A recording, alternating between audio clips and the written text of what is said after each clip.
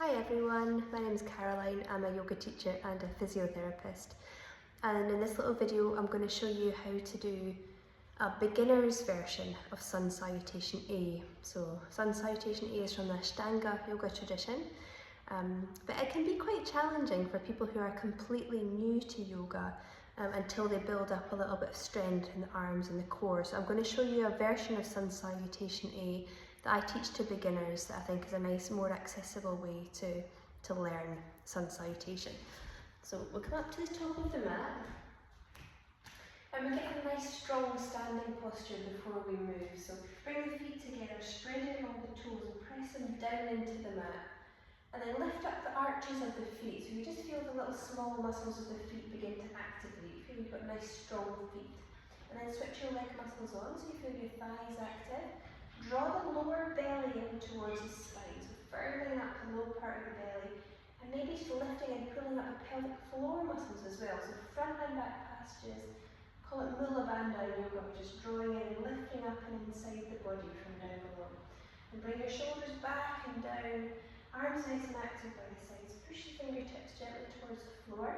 And then you're tucking your chin slightly in, lengthening up through the back of the neck. So you're starting from this really strong, active position. It's called Samasthiti, or sometimes called Tadasana, mountain pose. So I'll take you through the movements of Sun Salutation A, and I'll tell you the breath as well. So as we inhale, we reach the arms up towards the ceiling. And as we exhale, we'll come into a gentle forward fold. Feel free to bend the knees here as well. Inhale, halfway lift, look up, flattening the back. And as we exhale, we bend the knees, hands down to the mat, and just step or walk your way back into a plank position. Maybe even half plank with the knees down on the mat. Now coming down to the floor, you might want to take an extra breath there for that little transition. And we come into a small cobra position. So inhaling, we lift the head and chest up off the mat. And on our next exhale, we push back over through hands and knees. We can tuck the toes under and lift into our downward dog position, the upside down triangle shape. And normally we take 5 breaths here.